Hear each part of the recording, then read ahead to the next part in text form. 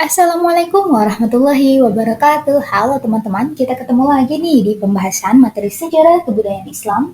Kali ini kita akan membahas materi kelas 10 Madrasah Aliyah Sederajat bab 4 tentang perkembangan Islam masa Khulafaur Rasyidin. Adapun yang harus teman-teman ketahui, Khulafaur Rasyidin ini terbagi menjadi 4 orang. Ada yang pertama Abu Bakar As-Siddiq, Umar bin Khattab, yang ketiga Utsman bin Affan, dan yang keempat Ali bin Abi Thalib. Pembahasan kita pada materi kali ini akan dimulai dengan biografinya, dan yang kedua pengangkatannya sebagai khalifah, dan yang ketiga ada substansi atau strategi dakwah yang dilakukan masing-masing khalifah pada masa itu.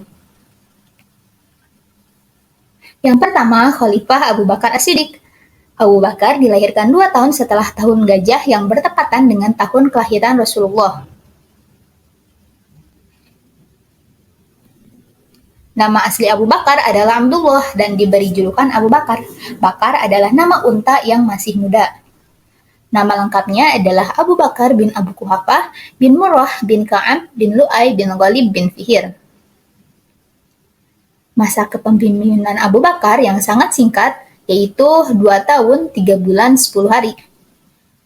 Beliau wafat pada 21 Jumadil Akhir tahun 13 Hijriah atau 22 Agustus 634 Masehi setelah menderita sakit selama kurang lebih 15 hari. Proses pengangkatan Abu Bakar As-Siddiq. Tatkala tersiar kabar tentang meninggalnya Rasul, kaum muslimin diliputi kebimbangan tentang siapa pengganti pemimpin mereka. Saat itu, kaum Ansar terbagi menjadi 2 golongan besar, Aus dan Khazraj. Mereka berkumpul di Sakifah Bani Sa'idah, sebuah balai atau tempat pertemuan, bermaksud untuk memilih pengganti Rasulullah dari kalangan mereka dengan menunjuk Sa'ad bin Ubadah. Sedangkan kaum Muhajirin menunjuk Abu Bakar sebagai kandidat pengganti Rasul. Setelah mereka berunding, maka diputuskanlah yang menjadi pengganti Rasul adalah Abu Bakar As-Siddiq. Substansi dan strategi dakwah Abu Bakar As-Siddiq. Yang pertama, Perang Riddah. Nah, pada masa Khalifah Abu Bakar As-Siddiq menjabat, ada yang namanya Perang Riddah. Nah, meninggalnya Rasulullah banyak menimbulkan gejolak di kalangan umat Islam. Salah satunya adalah kaum murtad. Kaum murtad di sini adalah setelah meninggalnya Rasul, ada sebagian yang keluar dari Islam, ataupun ada orang-orang yang masih mempertahankan keislamannya, namun tidak mau membayar zakat. Maka dari itu, Abu Bakar memerangi orang-orang tersebut. Khalid bin Walid adalah jenderal yang banyak berjasa dalam Perang Riddah. Yang kedua, kodifikasi Al-Quran.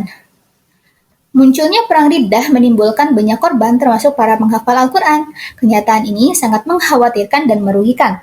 Oleh karena itu, Umar bin Khattab mengusulkan kepada Abu Bakar untuk mengumpulkan tulisan-tulisan Al-Quran menjadi satu buku. Khalifah kemudian menunjuk Zaid bin Sabit untuk memimpin pengumpulan ayat-ayat Al-Quran tersebut. Selanjutnya adalah perluasan wilayah. Perluasan wilayah dilakukan seperti keinginan Rasul sampai menuju perbatasan Syria.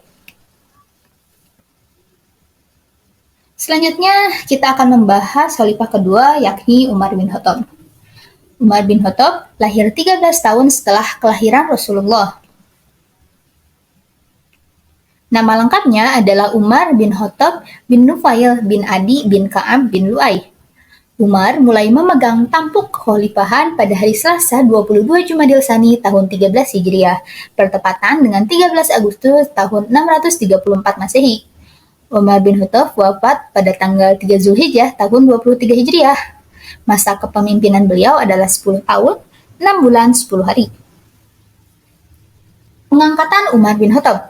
Ketika Abu Bakar menderita sakit dan merasa sakitnya semakin parah, beliau mengumpulkan beberapa orang pemuka sahabat. Nah, pemuka sahabatnya ini beberapa orang ya. Kemudian Abu Bakar menunjuk Umar bin Khattab untuk menjadi khalifah selanjutnya. Selanjutnya adalah substansi dan strategi dakwah Umar bin Khattab. Yang pertama, mengatur administrasi negara. Dengan mencontoh administrasi yang sedang berkembang di Persia, Umar bin Khattab mengatur pemerintahan menjadi 8 provinsi, diantaranya adalah Mekah, Madinah, Syria, Jazirah, Basrah, Kufah, Palestina, dan Mesir.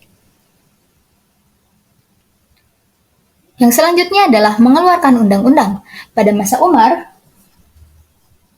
mulai diterbitkannya undang-undang dengan mengadakan kebijakan peraturan perundangan mengenai ketertiban pasar, ukuran dalam jual beli, dan mengatur kebersihan jalan pasar.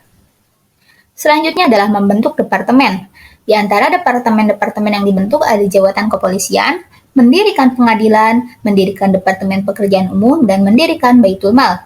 Adapun pada masa Umar bin Khattab telah ditetapkan tahun Hijriah dengan perhitungan hijrah Rasulullah ke Yathrib sebagai tahun pertama Hijriah. Selanjutnya khalifah yang ketiga yakni Utsman bin Affan. Utsman bin Affan lahir di Mekah 5 tahun setelah tahun gajah. Ada juga pendapat yang mengatakan beliau lahir di Thaif. Nama lengkapnya adalah Utsman bin Affan bin Abu As bin Umayyah bin Abdi Syams bin Abdul Manaf bin Qusay bin Kilab. Nasabnya bertemu Rasul pada Abdul Manaf. Utsman bin Affan termasuk as-sabiquna al-awwalun atas ajakan Abu Bakar. Utsman bin Affan dibaiat menjadi khalifah pada hari Senin 28 Zulhijjah tahun 23 Hijriah dan mulai menjalankan tugas kekhalifahannya pada bulan Muharram tahun 24 Hijriah. Wafat pada 18 Zulhijjah tahun 35 Hijriah bertepatan dengan 20 Mei 656 Masehi setelah menjadi khalifah selama kurang lebih 12 tahun. Pengangkatan Utsman bin Affan. Akhir masa pemerintahan Umar bin Khattab diwarnai dengan penikaman yang dilakukan oleh Abu Lu'lu'ah, budak dari Mughirah bin Syu'bah. Metode pemilihan khalifah baru yang digagas oleh Umar bin Khattab adalah musyawarah yang dilakukan oleh orang-orang terbatas. Adapun majelis ini dinamakan dengan Ahlul Hali wal Aqdi. Setelah bermusyawarah di antara ke-6 sahabat yang dipilih oleh Umar bin Khattab, maka terpilihlah Utsman bin Affan sebagai khalifah selanjutnya. Selanjutnya adalah substansi dan strategi Utsman bin Affan. Yang pertama, perluasan wilayah. Beberapa wilayah berhasil dikuasai meliputi Armenia, Tunisia, Cyprus, Rhodes, dan bagian yang tersisa dari Persia. Adapun selanjutnya adalah pembukuan Al-Quran. Pada masa Utsman terjadi perselisihan mengenai cara membaca Al-Quran. Utsman pun memutuskan untuk melakukan penyeragaman cara baca Al-Quran. Yang selanjutnya adalah khalifah terakhir, yakni Ali bin Abi Thalib. Ali bin Abi Thalib lahir pada hari Jumat 13 Rajab tahun 600 Masehi di kota Mekah. Nama lengkapnya adalah Ali bin Abi Thalib, Ibnu Abdil Muttalib, Ibnu Hashim, Ibnu Adi Manaf, Ibnu Qusay, Ibnu Kilab, Ibnu Murrah bin Ka'ab bin Lu'ay. Ali bin Abi Thalib termasuk dalam golongan as-sabiqunal awwalun dari kalangan anak-anak. Pengangkatan Ali bin Abi Thalib. Ketika terjadi pengepungan atas Khalifah Utsman bin Affan oleh para pemberontak, Ali bin Abi Thalib meminta dua orang putranya, Hasan dan Husain, untuk menjaga Khalifah Utsman. Namun akhir dari pengepungan itu adalah meninggalnya Utsman bin Affan.